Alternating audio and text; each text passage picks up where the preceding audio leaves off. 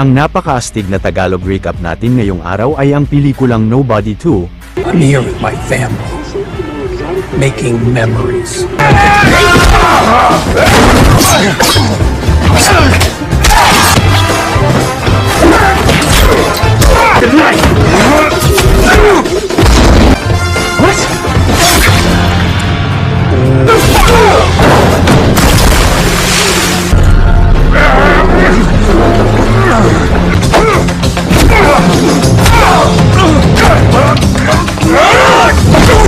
Abangan ang mahabang shoutout natin sa dulo ng video at simulan na natin ang ating malupit na Tagalog movie recap.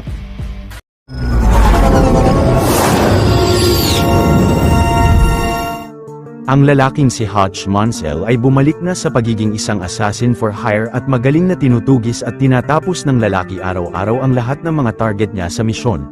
Subalit habang madalas na abala ang bida sa mga misyon niya ay nawawala na siya ng oras sa pamilya niya at palaging napapabayaan ni Hutch ang asawa niyang si Becca sa pag-asikaso ng mga anak nila. Isang araw ng kamuntikan na namang malagpasan ng garbage collector ang basura sa bahay ni Hutch ay nakasalubong niya si Becca bago ito pumasok ng trabaho. Pagkatapos ay sinabi ni Hutch sa asawa na may maganda siyang plano para sa pamilya nila at nais niya itong sabihin sa kanila mamayang gabi, ngunit hindi siya pinaniwalaan ni Becca. Maya-maya ay pumunta si Hutch sa isang gusali para sa panibagong misyon niya. Pagpasok ng bida sa elevator ng building ay buong lakas na kinalaban niya ang mga kalalakihan sa loob. Kahit pa mag-isa ay magaling na nakipagsagupaan si Hutch sa mga kalaban hanggang sa napabagsak niya ang mga ito at nakuha sa kanila ang isang data card. Subalit paglabas ni Hutch ng elevator ay bigla siyang pinagbabaril ng isang grupo ng mga Corsican at hinagis niya sa kanila ang isang tangke ng gas. Pagpunta naman ni Hutch sa parking area ay inatake siya ng isang grupo ng mga Brazilian pero ang bida ay walang kahirap-hirap na natapos rin ang mga ito. Pagkatapos ay napansin ni Hutch sa isang kotse ang advertisement sticker ng Plumerville. Maya-maya ay pinuntahan ni Hutch ang government contractor niyang ang The Barber upang ibigay sa kanya ang data card.